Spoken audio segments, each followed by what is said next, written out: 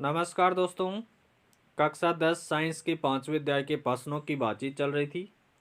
देखिए अगला प्रश्न है, आधुनिक आवर्त सारणी में तत्वों की स्थिति की विस्तृत व्याख्या कीजिए। देखिए आधुनिक आवर्त सारणी है वो हेनरी मोजले के द्वारा प्रस्तुत की गई है और इसके अनुसार तत्वों के गुण उनकी परमाणु संख्या के आवर्ती फलन होते हैं। आधुनिक आवर्त सारणी में 18 वर्ग। आधुनिक आवर्त सारणी में जो ऊर्ध्व स्तंभ होते हैं उनको वर्ग कहते हैं और जो क्षैतिज पंक्तियां होती है उनको आवर्त कहते हैं। तो जो आधुनिक आवर्त सारणी है उसमें 18 वर्ग होते हैं और 7 आवर्त होते हैं। आवर्त सारणी के किसी वर्ग में सभी तत्वों के संयोजकता इलेक्ट्रॉन की संख्या समान होती है। आवर्त सारणी में किसी वर्ग में सभी तत्वों की संयोजकता इलेक्ट्रॉन की संख्या समान होती है। जैसे वर्ग फर्स्ट में संयोजकता इलेक्ट्रॉन 1 है तो उनकी संयोजकता 1 हो जाएगी, जबकि वर्ग 17 जैसे फ्लोरीन, क्लोरीन, ब्रोमीन, आयोडीन है उनमें संयोजकता इलेक्ट्रॉन की संख्या 7 है। अतः आधुनिक आवर्त सारणी में वर्ग बाहरी कोश के समान इलेक्ट्रॉनिक विन्यास को दर्शाता है।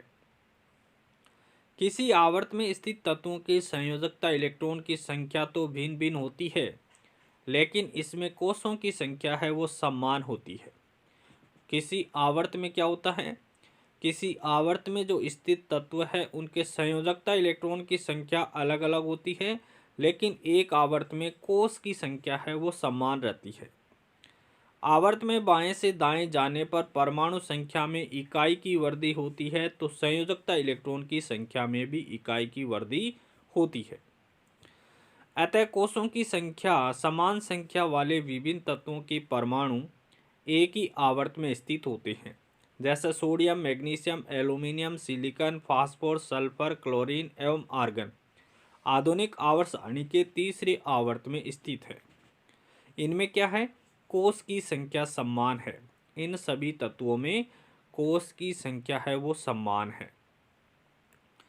आगे देखिए, क्योंकि इनके परमाणु के इलेक्ट्रॉन के, एल एवं एम कोष में स्थित है, इन तीन कोष के अंदर ही इनके इलेक्ट्रॉन स्थित होते हैं।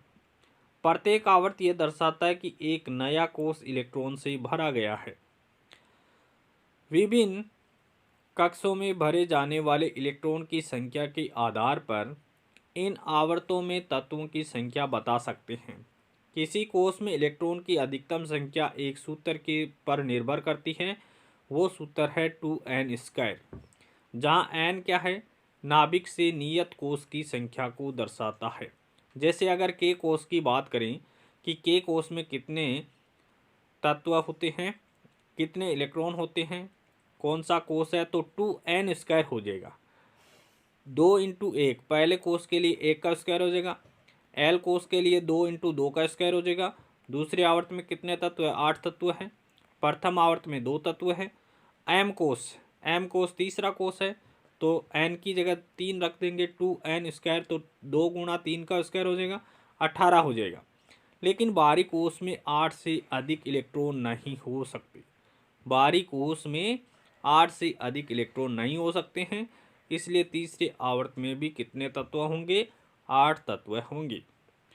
आवर्त सारणी में तत्वों की स्थिति से उसकी रासायनिक क्रियाशीलता ज्ञात होती है। तत्व द्वारा निर्मित आवंत के प्रारूप तथा इसकी संख्या संयोजकता इलेक्ट्रॉन के द्वारा निर्धारित होती है। आधुनिक आवर्त सारणी में समस्थानिकों को एक ही स्थान पर रखा गया है, क्योंकि इनके परमाणु क्रमांक है वो समान होते हैं।